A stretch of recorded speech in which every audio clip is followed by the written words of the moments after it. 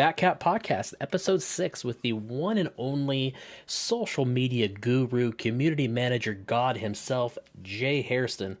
Hi, guys. Alongside my cohorts, Squid on the bass. Actually, I got to get camera. Which way? There you go. And wherever Maple is, he's down there somewhere. That's the image you chose for me? Yes, it is.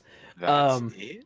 Yes, it is. It is the number one image, is the tech guy going like this out of Atlanta. That sums. Oh, that's beautiful. That Did sums up anyone Maple. figure out the story behind that image, though? I want. What really went down? I I'm so curious. want Was to that know. during the pause in like the first game or something? I think it was. He's just like, I don't know. I'm gonna go home and not deal I with mean, this as anymore. somebody that's worked like event tech before, so like when I was in my undergrad, we had a group on campus that did like audio and lighting. So I did a lot there, and then I did some like third-party work as well. You have those moments where if you're one of those guys and you're just like, well, I've done all the normal things that I do to troubleshoot, and I have no fucking idea what's going on. The Curb Your Enthusiasm music comes on. And Exactly. Like zoom in. Yeah, pretty much. And you just gotta hope that the talent doesn't like freak out and start throwing things at you at that point, because Absolutely. it's an unfortunate reality that happens sometimes. So Jay, for those of us in chat who may not know who you are, do you want to give yourself a quick introduction? Sure. If you don't know, now you know. Now I do the social media for Team Envy and Dallas Fuel of the Overwatch League. My role is, my title is Senior Community Manager. I like to consider myself the people's champ. So you guys tell me what you like and what you don't like, and I tell the people who are making all the decisions what you said. So I don't like this Jane fellow on the field team. get him out of there. Replace Such a him hack. with a banana with a beard. Thank Clearly, you. he does nothing for the coaching of Fuel, and you should demote him to a streamer role. No, I'm just kidding. No. Jane, beyond his wicked Overwatch knowledge, Jane is just a smart human being in general, especially when it comes to social media and content creation and things like that, and understanding a lot of the algorithms that are behind a lot of these platforms, especially YouTube is a big one, and how little things can affect your viewership especially for younger streamers, content creators that are like, man, my videos aren't getting seen. Shoot Jane a DM. He's very responsive, and there's a good chance that he's going to hit you with some good knowledge, some good words. Yeah. I just want to say, for the record, there is someone on this podcast who tried convincing Jane that YouTube was a bad idea. And the other person on this podcast with a handsome gray beard pushed it and created the channel for him. So that was like a million years ago in the time of the internet. That I was Squid's okay. finest moment. In Squid's my finest defense, I was very new to the concepts of streaming and gaming on YouTube and all that. And Jane had a huge Twitch following, and or like a very like, it was at the time where it was like, it was really blowing up. It was shortly before he got partnered, right? Was when you guys launched the YouTube channel or somewhere around there. And I was like, look, you have all this growing steam right now. Try to push for partner. I don't know how easy it's going to be to kick off YouTube, or like how much time you'll have for it. I mean, Hobbs, you're basically slaving away, and you ended up being the one that like slaved away and did all the initial work on YouTube, right? Yep. I put in. I take it back in hindsight. Yeah, I think my my longest week I put in was 42 hours just on Jane's YouTube content. Between editing and reviewing and watching post videos. Some of those videos were 2 hours long. It was insane. So we've already sang the man's praises. How is he as a boss, though? Is he like the get that video out stat? I don't care. I don't care what you're doing. I don't care if you're sleeping. Get up out of bed, get that video posted. Or is he a nice guy? It really depends on two things. First, if Dallas wins or loses.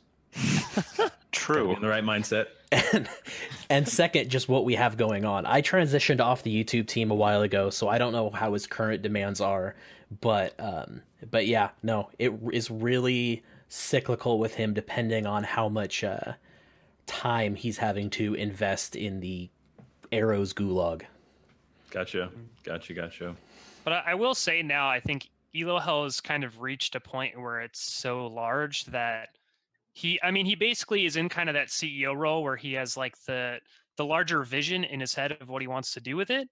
But I don't want to say anything bad about Jane, and I don't have a lot of bad things to say about Jane, but he's not Give us heavily one. involved in like the day-to-day. To the point where when you have a lot of people that are volunteers and unexperienced, sometimes that can be difficult for them. But I think there's like over 100 people on that staff Discord or something. It's now, like 130 or something now. Yeah, between Wow. the tournaments and the workshop and pugs and everything so many else. pugs people. Holy crap. It's crazy. But a lot of it runs itself now, which is pretty cool. So yeah, that's nice. I have about 8 mods that help me. So shout out to my mod team. Who's your favorite mod? That would be none other than Hops, who's in the box above me. Hey, why big would guy. you do that? Yeah, high five. I'm above you on my screen. We're high-fiving. No, Jay, actually, you don't have to lie on the podcast. Actually, It's just in case, Caden. There it is. Okay, there you go. I was gonna say Yeah. Caden or Effigy. Those two are the actual MVPs. Exactly. So No, they all do a tremendous job. So the one thing that is kind of the biggest topic going around right now is the HAR Blue Grunto situation, and I don't know, Jay, if you've been kept up on it, but HAR Blue recently left Grunto eSports, formerly Chicken Contendies. And a lot of Harb's fans have been very, very hard on the organization, even going as far as sending death threats to different staff members. Wow. I'm just wondering, like, what has been your craziest, weirdest, wildest moment with fan backlash as social media? Do you have anything that pops off? Yeah, but it's funny. Previously, before I worked for The Fuel, I actually worked for Funimation. So if you're not familiar with Funimation, it's an anime powerhouse. They're actually the biggest licensor and distributor of anime in the West. Crunchyroll. Not Crunchyroll. Well, Crunchyroll, they're partners in a weird way. I think they just split their partnership. They just split it like right after I left. Subscription for life now with Funimation. How many viewers we got? Okay, I might have my account still, and I might share it with Tasmo. So yeah, but anyways, if you've watched Dragon Ball Z, they're the ones that have the license to Dragon Ball Z, super popular show. I experienced a lot of irate, angry fans that were nitpicking on the littlest thing, whether it be the subtitles or the dubs. One word was mispronounced, or it was a mistranslation, or something like that. Something very small turned into a very big deal, and in the process of talking about with them about it and through DMs or Discord or something like that, I always found out there was an underlining issue that was way deeper than just the show. It went way beyond the show. It was really just a way for them to vent and get out whatever they were dealing with in their personal life. And so that's always kind of stuck with me, is just have that patience because if this person's really going at you, and I mean, it's never okay to give death threats or anything like that, but if somebody's giving you the lip service, they're coming up with the colorful language and it's directed at you, I immediately start with, okay, something happened to you that's making you act like this isn't really you. And so from there I can work with you. So I'm going to be patient. I'm going to let you vent. I'm going to say, if we messed up, I'm going to take ownership. But there's been some wild ones where we got death threats because there was a mistranslation, and this show is this person's life. And some people would send me like video responses, and it would have like a video of their room, and it all clicked. You would see it looked like they were living in the 1980s, so you could tell anime was all they had. You know what I mean? And I think even for some of our video game fans, that is the case at times, which is very sad. But it just shows you how much passion they have for the community or Overwatch League or what have you. So I like that, and I will work with that always. I'm never quick to dismiss anyone. Like banning someone is like my last resort, or like, what are the 17 things we can do to try to make this work before I hit the ban button, unless you're just coming into my server to troll or something like that. Yeah. And see, I've been working in customer service and customer service fields for 20 years now, and my personal philosophy is very much like yours, that if a customer comes up to you angry, 9 times out of 10 they just want to be heard. It doesn't matter whether they're right, whether they're wrong. They want their feelings heard and acknowledged. And if you can provide that for them, it smooths out most everything. And that can translate between social media, having to sift through all of the ats, to having a face-to-face customer service reaction, or having to deal with someone who is on the borderline of getting banned. We're having a couple of the Exactly. situations like that on our different platforms right now. So I can respect that outlook. It's very nice. It's very hard to do, but Yeah, I respect it. It's definitely a trained skill that I've kind of picked up over the years. My background is actually in nonprofit work, specifically with special needs. So that's something that I did for a very long time. I kind of grew up playing the sports. I was trying to go the sports route. Everybody just knew I was going to the NBA. And then when that didn't happen, it was like, oh God, what do I do? So I ended up going to art school. I studied video game design. Found out very quickly I like playing games more than I like making games. And making games is very hard work. So they do what they do to anyone who's in that situation. They switch you to graphic design. So I did pick up some skills along the way, and now I have a very expensive art degree that I use to make memes for the Dallas Fuel and Team Envy accounts, which is great. You don't use. Hey, memes are marketable. But as I was in art school, I started volunteering with a nonprofit out in Las Vegas, and just fell in love with the work. Super humbling population. They have no interest in, for the most part, in being famous, or a lot of them don't even have the concept of money. So you see what you get. Like, they're very honest. They wear their heart on their sleeves, and I respect that so much, especially in 2019 in the land of Twitch chat and the internet, where everything is so fake and the cancel culture and all that. So it was very refreshing to work with that population. So I definitely learned patience because it was definitely patience. Yeah, if we had more time, I'd give you some of those stories, but maybe for next time. I mean, I don't have plans for the rest of the night. They're huge on the gaming and anime scene. I think their three biggest loves are probably gaming, anime, and the WWE. I don't know why, but they follow that like a soap opera. I work with people with disabilities, and they were really big on the WWE. Yep. Like, I have no clue why. Like, one of the people I worked with was in a WWE match. Like, it was like, oh, he was actually like a wrestler.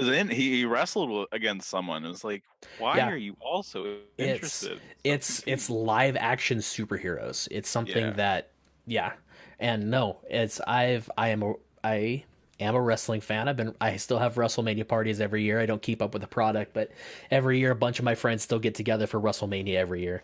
We throw a big party. So it's interesting. But yeah. So what I saw from them is, like you said, the superhero element, but it's like a drama. It's really like a soap opera, and it's scripted, and there's all these wars going on, and people taking people's girls, and there's so much drama and suspense that even when I would take them to the events, I was like, okay, I remember this. I grew up in the era of Stone Cold and The Rock and all these guys, man. I love that. It was great TV. So yeah, I definitely get it. So you definitely have a lot of passion for that. Is that a career that you miss working in at all? Or do you have any, I don't know, does Envy or Fuel have any community outreach in that respect at the moment? I'm working on it. So I tell them all the time, I'm like, they have computer labs. They have, the one I used to work for is right up the street in Plano, Texas. It's called My Possibilities. You can look it up. One of the best organizations for adults with special needs. So a lot of people don't know, after somebody with a mental disability phases out of the school system, age 21, 22, that's like how long they allow them to be in the school system before they are removed from the school system. Usually mom or dad has to quit their job, and they essentially stay home and, watch movies, or they go to adult daycare, which is called a day habilitation program. And they watch Disney movies in color all day. And that's life from age 22 to, 60, 70 for some of these guys. So I was fortunate enough to work for a nonprofit that really felt like they were meant for more, and taught them independent living skills and vocational training so they could actually go out and be productive members of society. Because at the end of the day, that's all they really wanted, was to be treated like everyone else, to wake up and choose what they wear, to have a girlfriend, to have the front seat on the bus, like the little things we take for granted. I think it was so humbling, man. Yeah. So do I miss it? Absolutely. The cool thing is I get to my passion is video games, but I can go volunteer whenever I want. So I can take the merch. When I was at Funimation, I would always take them like posters signed by all the voice actors and stuff, and they would lose their minds. So I try to get back and volunteer, especially with like Special Olympics and stuff like that. It's so easy to go volunteer. I encourage anyone who's kind of just lost, or sometimes you get caught up in yourself too much, and you get stressed out and you're too down on yourself. Go spend a day like helping somebody else, and it kind of resets your mind and puts things into perspective, and it'll make you feel really good and help them in the process.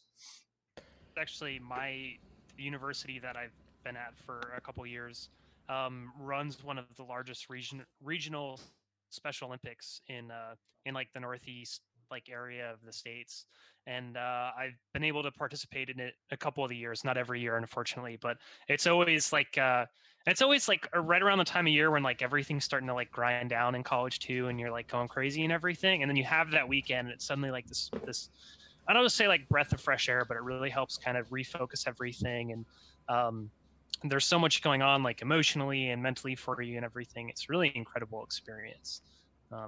But chat thought we were going to have Overwatch content, and we're just bringing out the Bible thumps instead. Man, let's get to some Overwatch. Yeah. So this is a question from chat. I don't know necessarily if you're going to be able to name drop, but it says average stage comes with its own set of divas, and not just the divas in game. Has there been anyone difficult to work with or overly picky? If not one person specifically, do you have any stories of a player or streamer being particularly difficult to please? Someone who's particularly maybe some of the French boys, but it's usually just with eating habits. Okay. So they must have really good food in France. I've never been there, but occasionally they get a little testy about the few food, maybe the restaurant choice where the team goes out to eat or something like that. But no, for it, even them, but the entire team has been great. So yeah, they're calling him out in chat now. Don't tweet at him. Don't tweet at him. Right? God, yeah. No death threats. Gosh. No death threats. Yeah, no. I do some work with Unko, and his sleeping schedule. I don't know how he does it. He'll fire up stream at 5 a.m. and complain that there's no mods, and I'm like, I'm still asleep for another hour and a half, buddy. I'm sorry. Nothing I can do for you there. That's like when Jane would have his 2 a.m. Tetris 99 streams. Oh man. And there'd be like 200 viewers, and he'd be like, "Where's the mods?" And he'd be like, "Well, we're all asleep like normal people. Sorry." Yeah. Yeah, that's probably the only thing that comes to mind. The guys are very humble, easy to work with, especially when it comes to social media, which is my role in helping them with that. And I'm like, yo, do you want more followers? You want to make more money? You want to monetize things? This is how you do it. These are some tools that can help you. And, they're very appreciative. They'll always take my suggestions, and it's been a good relationship. So do you think that's, this train of thought, do you think being, quote unquote, marketable as a player within, at least within like the Western hemisphere, right? I guess it's probably true for the Chinese and Korean players as well, although I think their platforms look a little different. But do you think that's like an important part of being a successful, like esport athlete, at least from what you've seen? Or is that just something that kind of like can be more money on the side along with your contract? Or I'm sure you are kind of active in helping them with that. So I'd be interested to hear what your perspective is. Great question. That's a great question. And I've held the opinion for a long time that esports is missing stylists, and PR training is a big thing. And I still feel that to some extent. But I was talking to Nifty, who's a prominent and marketable CSGO player for Team Envy. Good looking kid. He's like 21 years old, wicked smart, way ahead of his time. And I asked him, like, would esports benefit from people that can train athletes to be more marketable? And he said that's almost the beauty of esports, is you can be some boring generic dude who's just really good at this game, and that's all you want to do, and you don't want to be a streamer, you don't want to be a personality, you don't want to be cool and wear Gucci and all this kind of stuff, and you can still excel. And that kind of made me question my whole logic on that whole argument. So the verdict is out right now. I'm open to additional opinions, chat, let me know. Do we need more hairstylists, or let me know. Great question. I think that's something that we see with I think certain teams kind of put more effort into that than others. So I'm going to say, I mean, I think it's pretty obvious that a team like Fusion puts a healthy amount of effort into making sure that its players are looking good and fed well and posting and all that kind of stuff. And despite being a pretty like mediocre team this season and last, other than the finals run, but that was kind of out of nowhere. I think they're one of the more popular Western teams in the league. For sure. If you look at metrics. So granted, they do just have some handsome looking boys as it is. Good looking boys. There's definitely something to be said there. Not fuel quality, but have you seen Poco with that beard though? I don't know. Poco ever? Have you seen Mickey's arms? Yeah. Fraggy. I say no more. Beautiful. All right. How dare you? So going back to the fuel look, you kind of spurred on the 1v1 Doomfist thing. It was supposed to be a hair versus hair, and that's how it all started. You have AKM that always looks sharp. You have Mickey, OG, Jane, and ZachaREEE. Who has the best hair? Did you just say Jane? Does Jane have hair now? He does. Yeah. I didn't even catch that. Hey, I'm just saying, this is a look. I think that's the lack of a look. Actually. I'm gonna have to agree with the chat, and I'm a Bebop says that I have the best hair. But if I had to pick a close second, got to be my man ZachaREEE. So shout out ZachaREEE for the luscious locks. I know, I'm jealous. Curls for the girls, man. Curls for the girls. It's a pretty nice do. So between that and the T poses, his stock is just so high. I can't speak highly enough of that young man. He gets so much unwarranted hate on the internet for being stuck in brig jail. Something he can't control. Like you have to play goats in this current meta. Maybe not. Maybe it's changing. Maybe teams are coming around, but you have to do what the coach draws up to do, and I feel like Arrow is a smart guy, and he's taking every effort to make us a successful team. So it's been nice to see him play some DPS characters for a change, and he's playing well. His Hanzo play is really sick. So and his Junkrat as well. And I think the one thing that Zach does not get enough credit for is the fact that he was a full-time Overwatch professional as well as taking online high school to try to finish it up at the same time. So he would be grinding for 6-7 hours a day on the pro, then turning around and grinding for 3 or 4 hours a night to get his high school degree. Like that's machine. Yeah. And he can't even have a beer yet. He's so young. He is. I can't wait. He came down. He came down to do like an ESPN interview or something. So he shot down to Dallas for like a quick couple day trip. Funny story. He got to the hotel. The company had taken care of him and put him in a hotel. They wouldn't let him check into the room because he wasn't 18, and there was a mini bar in the room. Oh God. So it's like 11:30 at night. He's like, I can't get to my room. So we had to sort it out, and he eventually got in. But I think they just had somebody literally pick it up and take it out of the room. That is actually hilarious. Oh, that's a good story to post to the competitive Overwatch subreddit if I've ever heard one. And I see him at the office. I'm like, oh, sorry about that, man. I'm like, yo, we gotta hang out while you're here. We'll go to the bar. We'll hit the club. We'll lay in the grass. Any golf. Go to the park. Yeah. Yeah. And I was gonna say, since we're talking about ZachaREEE, how good of a baker is his mom? Fire. Because I'm still bitter that for the homestand, none of them got mailed to me. You're missing out, dude. I'm so Those so cookies. Mad. If this ever gets back, the Tupperware. When they come in the Tupperware, you're dealing with good stuff. Yeah, it's legit. If this ever gets back to her, happy birthday, Mommarie. Zach's mom. We're gonna get her on the pod for some baking tips. I think we're gonna shift a little bit away from esports content and bring the truly important content. Can we get a kitchen cam, please?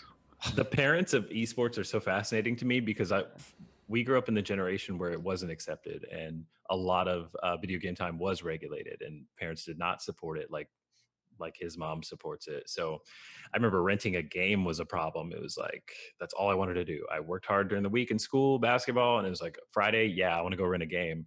And even then I got like 2 hours on the weekend and then I had to take it back. So I ended up renting Final Fantasy VII like 19 times when I was a kid. So it's very interesting. And I've actually pitched the idea. I would love to see esports athletes and their parents, or teach their parents how to play the game that they actually play. So you could see Zach trying to teach his mom how to play Brigitte, which would be a lot of fun. So hopefully, didn't Super do a stream where he played with his mom? Did he? He might have. I didn't. Well, see I know, but I'm sure it was amazing. Yeah, did you see? I know there was an Overwatch League segment for, was it for Father's Day, where Mika was playing with LeVar, and like Reinforced was teaching LeVar Burton how to play Reinhardt. And then it was like they brought in just like, I guess, a bunch of like production staff or something to fill in the game in 6v6, and it was just like, it was without a doubt some of the most like ridiculously wholesome content I've watched out of the league so far. Like, it's good stuff. Mika was crying, LeVar was crying. He's like, "I'm so proud of you for doing what you want to do." I was like, I can't, like, I need some flame right now because this is a little too wholesome for me. All right, so we got another question from chat real quick. This is a question for all of us. What is the first video game that really hooked us? And then what is our overall favorite video game? I'll go ahead and Squid. Putting you on the spot. So first video game, I mean, my dad had a Nintendo Entertainment System, and so I played a lot of the classics on that, like Super Mario, like the first Super Mario Brothers. There was an ice hockey game that we played the shit out of. But Blades of Steel? Blades of Steel? No, it was a game that came before Blades of Steel. It was literally just called like ice hockey or something. Yeah, when they didn't even have names or like athletes representing them, it was just hockey game. It was just like baseball, football game, right? Like baseball. Yeah, exactly. And there were a couple of the first games to actually come back on like the Switch when Nintendo like brings back the emulators and stuff. And I remember going back and playing it recently with like my cousins who I grew up playing it with, or being like, wow, this game fucking sucks. Like, it's like the layout on it is horrible. It's not intuitive, but it was like you literally just had the D-pad A, B, select, start. So it did what it did. I grew up on that. Some of my favorite games growing up were like the Tony Hawk Pro Skater games, and in fact, those really Tony Hawk was like the best. A lot of what my music tastes would become. Exactly. Later on. So they introduced me to a lot of like punk and metal stuff. Yep. I still listen to a lot of bands from those, or I'll like go back. Like I was listening to that 3 Inches of Blood song that was in Tony Hawk Pro Skater 4 recently and jamming out. Mine was always Goldfinger Superman. I mean, that's probably the best song. That one's a pretty good one. Everyone point and laugh and be happy that Jane showed up now before instead of the beginning of the after podcast. We talked about him. Exactly. So Maple, how about you? Well, I'm substantially younger than all of you. I think I'm younger than Squid by like 7 years, and he's the next youngest. How old are you, Squid? Like 27, 26? 27 next month. Yeah, I'm 20. Yeah. I had to think about that for a second. He can't even have a beer yet. Rayman Arena on Xbox. Ooh. I don't know if you guys ever played that or any of the Rayman games, but it was also Mario Kart. Those are the good old days. I miss those games. Favorite game? Oh, I don't know. I really like Mario Kart. I really, really like Mario Kart. Like if I had to play one game forever, Mario Kart. Probably the original Wii version though, not the new one. I would say for me, the game that I love the most is probably Super Mario World on Super Nintendo. I played that game to death. Yeah. I actually speedran it for a while back when the record was, I want to say like 12 minutes to beat the game. I could beat it in like 14, which I felt was like decent. It was respectable, nothing major, but I was like, yeah, I feel good about this. Humble brag, Weird flex. Yeah. The game that I probably clock the most hours on would definitely be World of Warcraft. And in a long roundabout way is probably the reason I have the job that I have today. And just the relationships that I built in that game and meeting people. And these were your friends. You logged in each night and it was almost like a second job. You had to show up at raid time. You had to be prepared. Yeah. You had to be quiet in chat when the guildmaster's talking. those kind of things. it was a lot of fun. So when Yes. Classic spins back up, we're going to be That's- dungeoning with you then, is what I'm hearing Absolutely. I can't decide what to play though. That's what I'm working on right now. I'm in the same way. I'm one of the probably the few people who have been able to turn around and in a job interview say I'm a raid leader for World of Warcraft and not be laughed out of the room. I was able to convert that into project management, organizational skills, scheduling, yada yada yada yada, and that actually got me a job at one point. So Wow. it's like if you can aren't spin you it. impressive. It was on my resume when I applied at Funimation that There you go. I had community management experience or being a guild master and, you know, working with people who live halfway around the world and organizing, you know, big groups of people. Because back then it was like 40-man raids, 40, 60-man raids. 40, yeah. So yeah, that is coordination. That is community management, you know, getting everybody on the Mhm. same page and organized. So One quick thing, I saw a chat. Would I ever accept a video game challenge where the penalty is losing, and I would have to shave my beard? No, because I'm garbage at all video games. So all of them. And basically, also, you'd look horrible without the beard. I would. Sorry. I would. Where are you I playing against? I look like a dimpled egg. If you're playing in Squid, you could probably win anything. Depends on the game, I think. Maybe. No, Hops, if you had to bet your life on a video game right now, what would it be? I think I could still wreck some stuff in Unreal Tournament. I was gonna say that would probably be. Unreal OG? Tournament. I started playing Unreal Tournament in the competitive scene even before eSports was dubbed a thing. I started playing competitive in '99, and I think even though I have I think I have 800 days played in World of Warcraft, I think I still have more time logged in Unreal Tournament. Shit. Holy shit.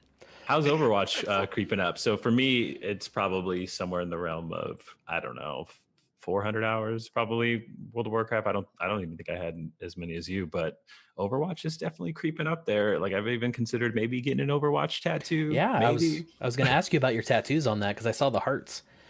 Sure. Yeah, I'm getting up there. I mean, I end up spending way more time working on Overwatch and projects relating to Overwatch than actually getting to play the game. So I know that the last couple seasons I've pretty much done my placements, and then that's really We're about gonna it. get it this season, Hops. We're gonna get it, baby. So did you guys hear? I don't know if you guys listened to the podcast. Shameless plug. The Q Up podcast is Team Envy's official podcast. On the podcast, I made a pledge that I was going to play nothing. I think I said Reinhardt, but I'm gonna go ahead and extend that to all tank characters for the entire season. Because if you don't know me, I am a selfish, dirty Bastion main. That's all I play. I don't care. I'm auto locking, and I'm gonna do some work. I'm gonna have all golds, and you're gonna hate me, and you're probably gonna report me, but I don't care. Jay, you're So- normally on West Coast games, right? Yes. Okay, thank God. All right, continue. Hey, well, play bunker with is a thing now, so It's finally your time to shine. exactly. Now's the time to lock Bastion, How- Jay. Exactly. How excited were you when you saw the Sim Bastion strat from Arrow in last year's World Cup, where they just teleported ZachaREEE everywhere you can possibly imagine, and he was just on Bastion mowing people down? It was a beautiful thing. You love to see it. And I watched their scrimmages a lot, and he would show me the different maps, some of the newer maps that they were trying stuff on. So I had to keep a tight lip on it. But when I saw them bust it out a couple times, I don't think it was as successful this year when they tried to pull it. There was a couple maps, like the Paris map, I think, is one where we're actually pretty strong when it comes to the Bastion bunker comp. But I think Symmetra's a part of that, their build, if I'm not mistaken. But yeah, anytime I see Bastion, it doesn't matter which team it is, even if it's not the fuel, my heart is full. Races a little bit. Yeah, exactly. So the one to kind of pivot gears a little bit, the one thing I'm really interested in is brand building. Like I've been around for Elo Hell and Jane since literally day zero, and Envy obviously is going to be having a big presence in the new Call of Duty League with Activision. How is your feelings on brand building? Obviously, you guys can't give any indication on name or anything like that. Mhm. But how does the baby steps of brand building in a situation like that begin from a social media standpoint? So you're absolutely right. I can't say anything about that. We can speculate. Yeah, speculation. Can you maybe Right. talk a little bit then about some of the stuff that you guys did for launching the fuel then, Sure. right? Because I imagine some of that similar. Yeah, it's going to translate over. Yeah, so I'm fortunate enough to join a team that already had a wildly active and engaged fan base, and that comes from their. I attribute that a lot to their success in their Apex run prior to Overwatch Link forming, and then some of the early roster moves that they made. I think it was very important. Touching on the marketability again, when they picked up guys like Siegel, when they picked up guys like XQC, people that could be more than just a player. They kind of transcended that. Was a good thing. And I think Dallas, in a weird way, was the perfect spot for them as well, because I feel like we're the Dallas Cowboys of the Overwatch League right now. We're not the best, and it's we have great players right now, but I feel like there's always the sense that we will do whatever it takes to win. And I feel like every year, if you talk to a Cowboys fan, they may think like, oh, the team's not that great, but they're doing everything they can to be great, whether they are or not, because I don't know the football like that. But I can tell you, it's kind of the similar on the Overwatch front. Is the Dallas field do everything. There's so much planning, and from the team, like strategically, and like how the coaches are day in and day out, like just sitting there and watching. I don't know how they do it, but you got guys like Tikati, like Jane, that are sitting at a computer as much as the players are, and just watching them play day in and day out. You're talking sitting in a chair for 5+ hours, just watching somebody else play the game, one particular person, because you're looking for any misstep, anything that can be an advantage when it comes game time. So hats off to them. But yeah, I don't know where I was going with this rant, but what we're talking about, brand building. So yeah, coming in, it wasn't hard to see that Dallas Fuel was wildly popular. And I wanted to keep that fire going. Oh God. So when I came in, I just noticed that something that I found success on the Funimation accounts was having a voice. You almost want to feel like people are smart. People know that somebody is running the social media account. So you don't have to pretend to, speak for the entire corporation and play everything safe. You can say dumb things and have an opinion sometimes, and it's okay. And people respect that more, I feel like, because you're talking to a person rather than big business. So that's one of the things that when coming in that I really wanted to make a priority, was that everything felt personal. Every DM that we receive, we try to have a personal touch to it. We try to get everybody's questions answered. So those are the things that I think build a brand.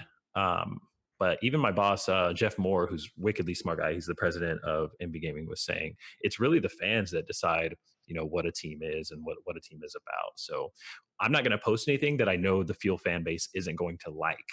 You know what I mean? So I'm going to give you. Suck up. No. I'm not saying I play it safe, but we know we have a relationship, with the community, and we know their thoughts and feelings on a lot of things. And if we don't, then we're out of touch, and I need to be replaced. So I really just try to be the earpiece, and you guys tell me what you want to see, whether it's more of a certain type of content, or don't post as many memes. I don't think anybody has ever said that to me, because my meme game is fire. No, but we're definitely listening, and I think that's the most important part. Listen first, and then you build your content strategy from there. The one thing about your content strategy that I'd like to bring up, and yes, this is shameless sucking up and promotion, Ike, on your Queue Up podcast, which I absolutely love, because I love the idea of looking behind the players and looking at the organization. Most of the time, when you listen to a podcast, I'll be out playing Pokemon Go or out riding a bike with my kid or driving or something. The podcast you guys did with Jeff, like, I actually had to pause it and wait for a time that I could actually focus on what he was saying, because there was a lot of knowledge dropped in that episode. So that's probably my favorite one you guys have done so far. Right on. I'm checking out Matorio. I'm sorry if I pronounced it wrong, but he asked me, was it difficult to figure out how to schedule an intense grind and your social family life? Yes, I will be honest with you. I have a super unhealthy work-life balance right now. Welcome to eSports. Welcome to eSports. No, they say if you love what you do, you'll never work a day in your life. It's actually, if you love what you do, you'll work every day of your life. So the internet never sleeps. I have notifications turned on for probably over 80 accounts just on Twitter. Wow. So all of our player rosters, all of our sponsors, our leagues. So I'm getting a bloop at all times of day. I do have a do not disturb time. So it's usually like 9-10 o'clock at night, and then it turns off at like 4-5 in the morning, something like that. So that's where my mods come in. If there's a fire in the kitchen and it's 3 in the morning, I hope I have a really strong mod team, which I do, so I'm not worried. You gotta get those EU mods to cover your bases, and that's then what it is. Yeah, and then you're golden. So it is difficult. That's one of the first things that I was told when I was joining this industry. They said, as a outward facing employee of the company, you have to be prepared that people may come at you with a lot of negativity, like we talked about earlier, when it comes to sliding in your DMs and saying nasty things about, your mom, sister, brother, stuff like that. You have to be able to let that roll off your shoulder. Never respond in anger, even if they're 100% wrong. It does not matter if they're wrong or spewing ignorance or anything like that. You cannot decide one night that you're going to jump on the old company account and give somebody a piece of your mind. It's just unacceptable. So yeah, I'm working on the balance right now. Yeah, that's something I've been working with the university I work for, Washington State University, as they're fleshing out their esports program. And one of the things in particular that I'm hammering hard on is restrictions on practice time, on scrim times. This way the college students can have a healthier work-life balance, because this way they're not burning out academics or burning out esports wise or burning out relationship wise. And I think, mental health and burnout is something that I'm surprised we don't see more of. It was unfortunate to lose Effect, but I'm happy that he was able to look at himself and say, hey, I need to do this for me, and step back and walk away from the scene, where traditionally the mindset would just be, put your head down, just deal with it and grind. And so I definitely, and Effect has had some really good things to say about Team Envy in that respect. So I think that that's something you guys need to be commended for, and I think more organizations need to make that a priority. Absolutely. Does that come from the baby boomers generation as well? Who's the generation above us? That's baby boomers, right? Yeah. That raised us. That was the generation of no video games and suck it up. You don't talk about your feelings and emotions. They were hardcore. Yep. Just bury that, and yeah, that's and then it just bottles up. It becomes, a volcano waiting to blow, and when it comes out, that's where you see lashing out. That's where you see erratic behavior, all that stuff. I brought this up on last week's podcast, where it's like esports in general, and correct me if I'm wrong, it feels very 1970s and 80s traditional sports, where rub dirt in it, suck it up, and just keep pushing no matter what. Whereas traditional sports has mental health technicians. They have 24/7 health and fitness spas, things like that now, when before it was just you'd go out there and practice for 6 hours a day and kill yourself and then maybe get through game time. And I really feel that esports is kind of in that 1970s mentality, and they just haven't caught up with, traditional sports in that respect. I would agree. I think it's just because it's so new and undeveloped. The great thing is we do have traditional sports as a model. I mean, we're moving at a pace that trumps, hockey has been around for 100 years. Basketball's probably pushing 80 or 90 years that some of these leagues, the ABA, the NBA, have been around. So we have a great blueprint to kind of speed up the process. And I can only speak on the Fuels half specifically, and MB, that we have access. They have great benefits, but they have access to, counseling and a psychiatrist, like whenever they want to go. If they're dealing with something, they have somebody to talk to. Not only that, but the Fuel have how many coaches? If they're not getting along with 33. One coach, which they have a great relationship with all the coaches. But if let's say they didn't, feel comfortable going to one coach, we'll pick the other, 4 coaches. You always have somebody to talk to. So that's something that I see NB do a great job. And I don't know if it's standard across all of esports, is that they take care of pretty much everything. So all the players have to focus on is the game. So they're not worried about, housing, their living situation. They're not worried about food management because, there's meal preparation that's, taken into consideration. Every facet is taken care of so they can just focus on getting that W. Do they all have maids for their apartments, or is it just Jane? I don't want to put them on blast. I think they might have. They probably get a group deal. I mean, I don't know if I'd call Clone Man a maid. I know. Tasmo, the general manager, isn't doing it. I think I had to get out of his apartment one time because the maid was coming. So, yeah. So I'm curious. I think with some of the, I don't want to say drama, but some of the stuff that happened with Fuel in season 1, do you think some of that stuff, kind of wasn't in place yet, and you guys kind of learned your lessons there, and you're better prepared now for season 2, or was that stuff that you were in a good place in season 1 and just, honestly, looking back on it, it was just kind of a wave of unfortunate events with some of the stuff that you guys had going on? Sure. I think it's definitely a learning process. I'm not the most apt person to speak on it because I joined the team in the off season, so I didn't get to experience behind the curtain, when the ballot of XQC and a lot of these things were going on.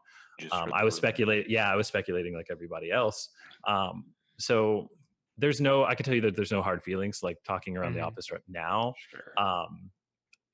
When we saw him join, what is it? The Gladiators underling team. Yeah. That was interesting. We're like, oh, he's back in Contenders. What does that mean for, Contenders as a whole? Is the viewership going to go up? Will he actually even play? Those kind of things started circulating in the office, but it was never like, oh, well, now it's their problem kind of thing. It was never that kind of vibe. So, but I think it's definitely a learning experience. All of this is new. Everyone's trying to figure it out. There's no hard, fast solution to a lot of these challenges that we're facing.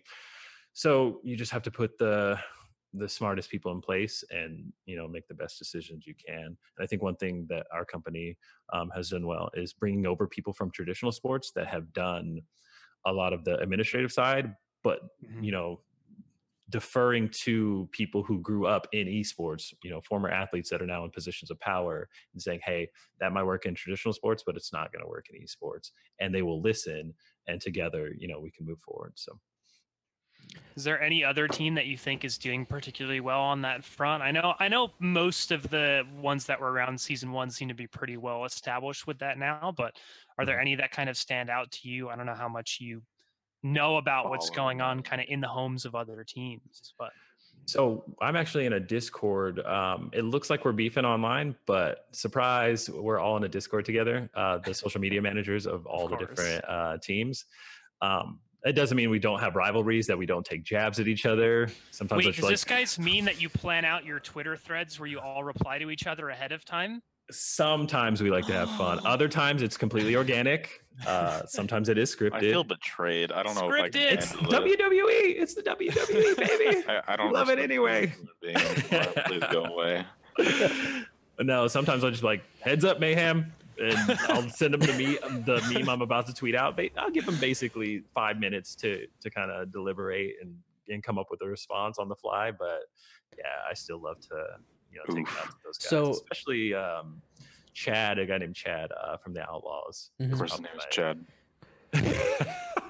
Of course, his name. Of course. No, Chad is dealing with he dealt with a tough first half of the season. Anything you post, nobody wants to see your memes. Nobody wants to hear any of your jokes. Yeah. Nobody wants to see you talking positively on your social when the team's not winning. And that makes it very difficult for somebody in that position. So I got love for Chad, man, deep down, because that's not easy. Also when you consider in what they were dealing with the optics sale, talk about a no-win situation. I give that dude a lot of credit as well.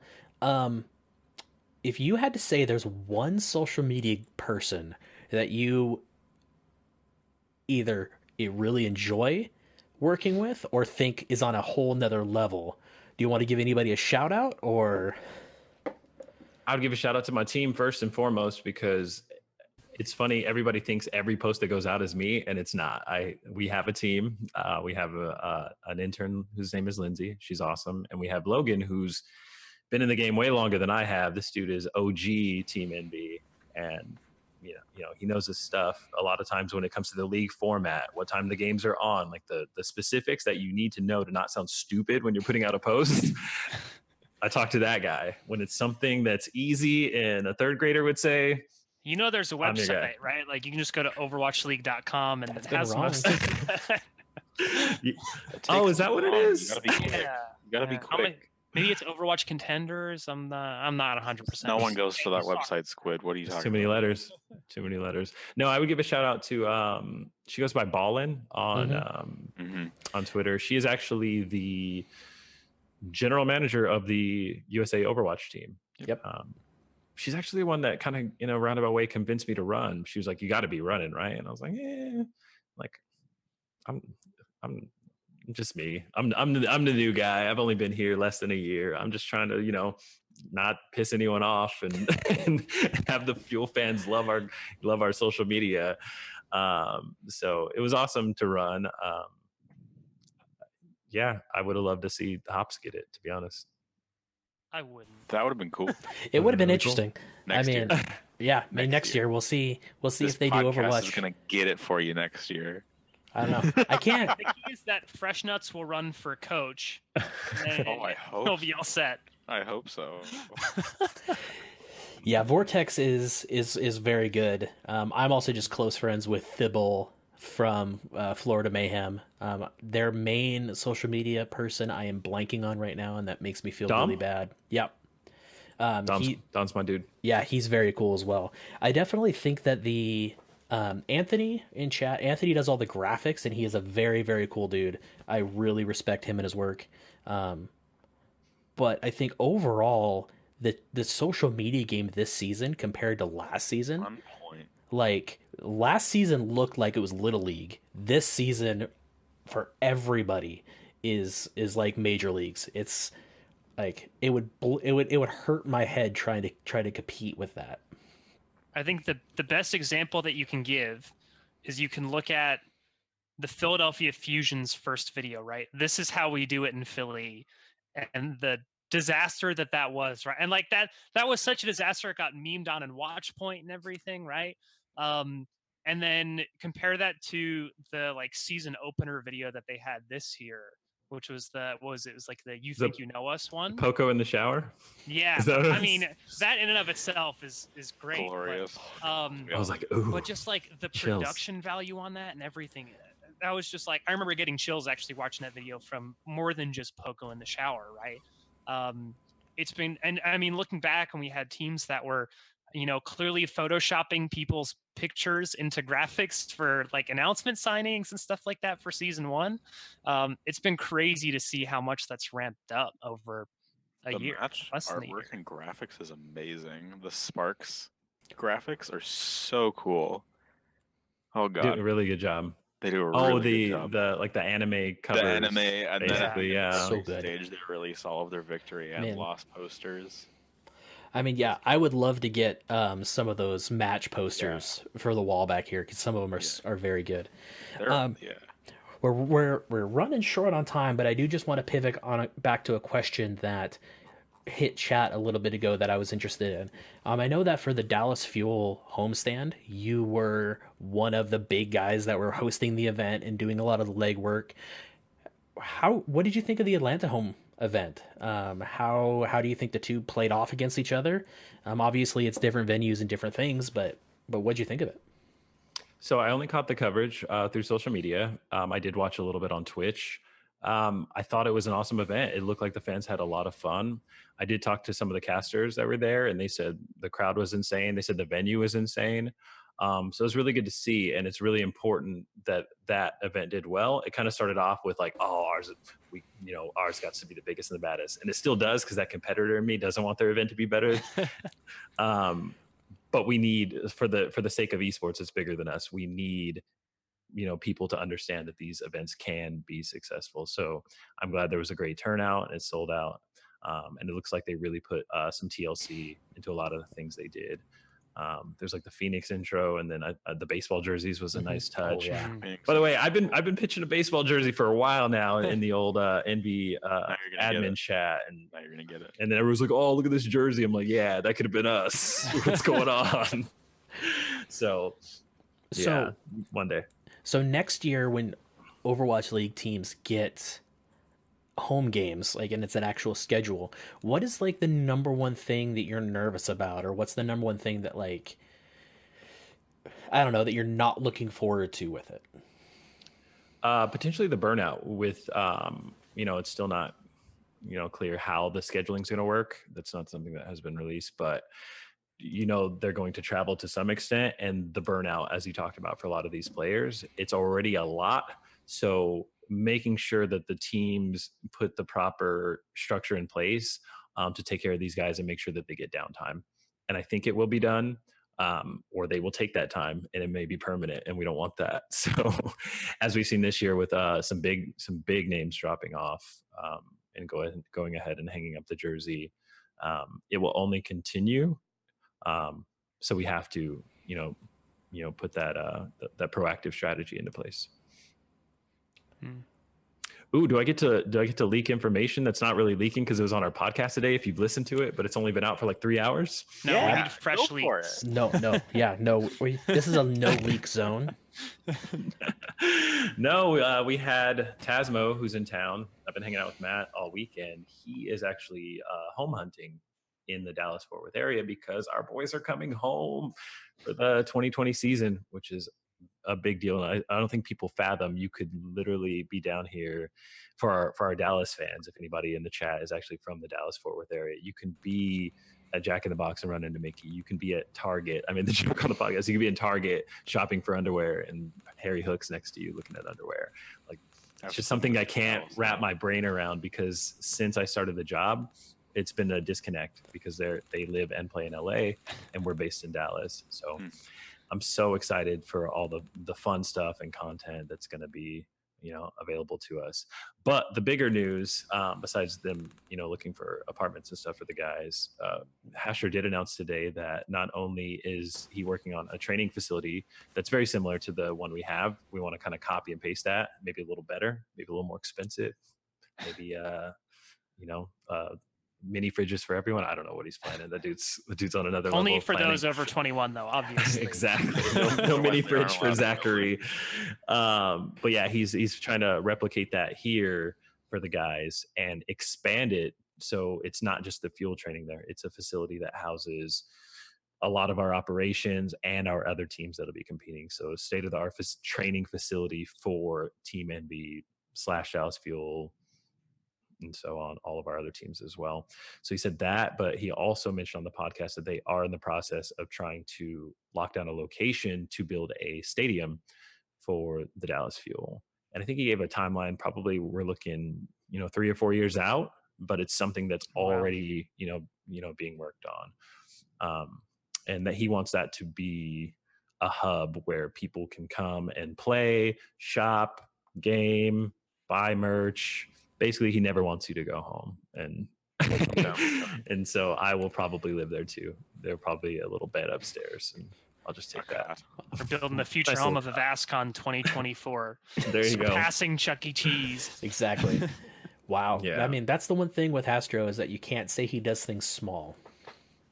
Yeah. Dude's been to enough events in his lifetime, especially esports events specifically, where he just had a laundry list of ideas, like the flames and the fireworks. I don't know if you know, for Dallas Homestand, all his idea, even though we were on the same page, because I thought of that as well. I wanted a fire breather that somehow, blows out blue fire. And I don't know if they had to swallow a glow stick or what have you. I don't know if that's sanitary, legal, but it's what I wanted. We didn't get that. Maybe next time. So.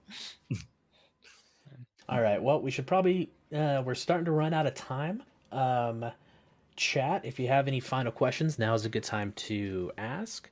Rapid fire. Yeah. How many DMs and mentions on Twitter do you have to go through every single day? Every day, not as bad as you would think. Probably somewhere in the range of 50 to 70 a day. And then you can do the math for a month, because I suck at math. How many do you get a day? It depends on if Jane's tweeting or not. But Okay, anywhere let's say but he's not tweeting. anywhere between 25 and I think my maximum Discord notifications were 500 and something. So Discord is where you're getting hit up the most? Yeah. Yeah, Okay. because yeah. Although, three a day. to be fair, when the moderators of ELOL have a problem with someone, we're just like, whoop, Hops. your Hops' problem now. Or we all descend on them and We take care couldn't of them figure out how to deal with collectively. you. So It's true. that was like only one person. So we have a bot set up. That was a fun We have person. Bob, Ash's ultimate Bob. What does Bob stand for? Butler, Big Autumn, old butt. Big, Oh, no. big old butt, Big oily bastard. big old booty.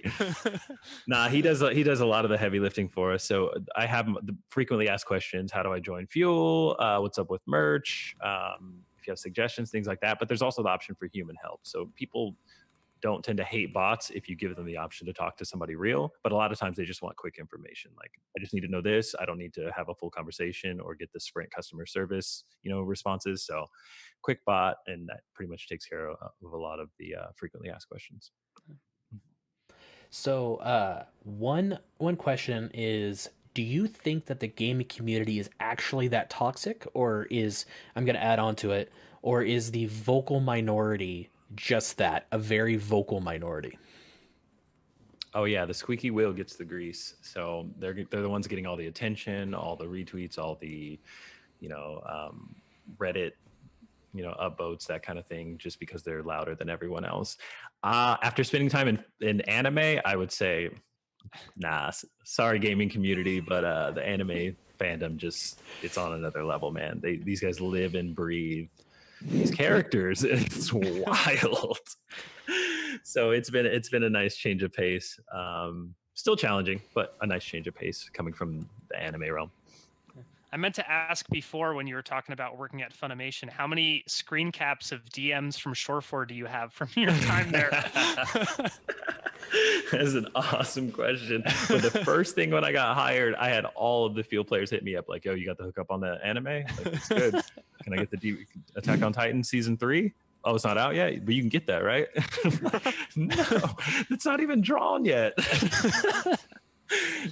But I'm sure ZachaREEE's still asking on like a daily basis. Oh yeah, Zach is a weeb for sure. I tried to call him out one time about, I think it was One Piece. I've never actually watched all of One Piece, and kudos to anyone that has, but it's like 800 episodes and they're still making episodes, and this young man has watched every single episode of One Piece. So finishing school his and weebness. being a full-time Overwatch player. That's what it was, yeah. Jesus. And actually, to answer chat, I can't remember when, but I remember at one point the Dallas Fuel official account put out an anime intro. I want to say, what was it, like stage 2, I want to say? Was it made by us or was it made by a fan? I think it was made by a fan. We did. I think that was like almost right when I joined on, but it was so funny coming from the company who had the license to My Hero Academia, because it was the My Hero Academia one, right? Yep. Yeah, and so to have that go from Funimation straight to Dallas Fuel, and then somebody post that, I was like, yes, retweet all day. Retweet that right now. I really want to go through and ask which Fuel player reminds you of which anime character the most, but I have a feeling that would land you in some hot water. So, Or they would praise you and be your best friend forever. Let's think. I guess I'll relate it to Dragon Ball, since that's probably the most well-known of all animes. I can probably whittle it down to some Dragon Ball characters. And Dragon Ball is an interesting anime because it's almost transcended anime. People who I've talked to, people are like, nah, I freaking hate anime, but I love Dragon Ball Z. I'm like, really? So Harry is probably Goku. Harry Hook is Goku, who's just happy-go-lucky and just loves to eat and laugh and have a good time. He got that infectious laugh, but he's still really good and powerful. I would make the French boys Gotenks and Trunks, because they're always together. So the fusion combo, they're always together, and they have that French cockiness about them, where they're always like walking around with their Gucci bags and talking about the food. This is shit. This is not French. So so those are my guys. I love those dudes. But yeah, there go Tanks and Trunks. Who would Jane be? He's got to be a villain, right? Who's who? He's got to be a villain, right? That's what I was thinking. Like Cell, maybe Cell.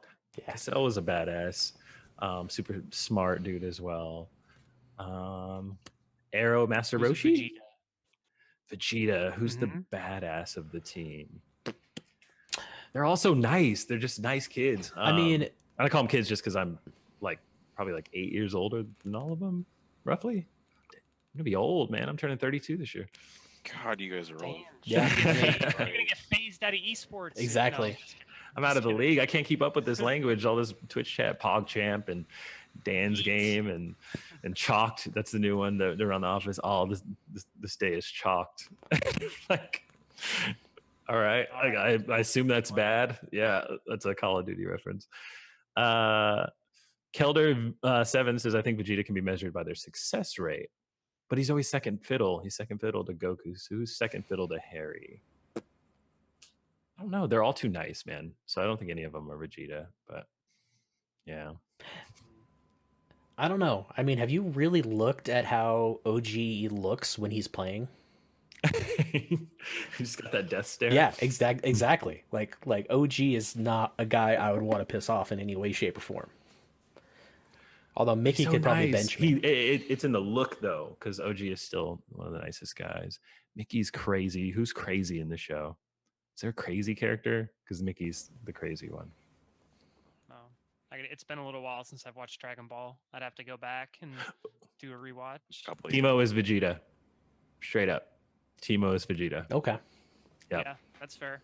Makes sense. Yeah. All right. So the last question I have for you is, especially as a member of the, behind the scenes, who do you think is who would you like to give a shout out to as the most unsung person that you work with? Is I know Tasmo does a lot that people don't realize. Just anybody in particular who you feel does not get enough love? And I can't name them all. I have to pick one. Can it be I pick my mods all day. They take care of Except Hops. so much for me. Hops is the ringleader. He's I consider him like head mod, kind of, if that's a thing. No, they all do a tremendous job. Too late. I know. My head's already big enough. No, I would totally say my mods, because there's we have priorities when it comes to content strategies and things like that. And we tend to focus on where our community is most saturated, which tends to be Twitter. It tends to be Instagram and some of the more popular platforms. But that doesn't mean Reddit, Discord, those kind of secondary platforms aren't just as important and meaningful conversation. More oftentimes than not, more meaningful than the fluff that goes on Twitter and Facebook and those kind of things. So they are the ones that are constantly sharing, constantly making sure I'm in the know about important things or important articles that may it could be misinformation, it could be a misposting of a time, a day, misspelling on merch. It could be anything, but they're my eyes for the community. I couldn't do it alone, so it's been awesome having them. So I would say my mods and everyone else at Team Envy. Okay. All right. Sneak that one in at the end. I know. I had to do it. Too. Well, like I said, I said we'd go for about an hour, and we're a little bit over. So, is on our way out, is there anything you want to plug? Anything you want to promote? Anything special that you are working on for yourself, other than that's not Team Envy or Dallas Fuel related? Sure. I would say that I am just starting to consult social media consulting on the side. You catch me now before I actually come up with a pay cycle or a pay structure. You can get information for free right now. So if you're interested at all, it's time to promote the podcast. No, if you're social media is so fascinating because a lot of it is psychological and trying to figure out what makes somebody click the like button or the retweet button or leave a comment.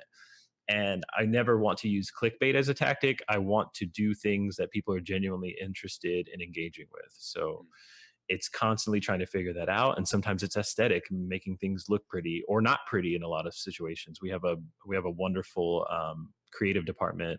These guys are world-class designers, videographers, photographers, but sometimes that doesn't work on social because it looks so polished and so clean, it almost looks like an ad. And so people will tune out.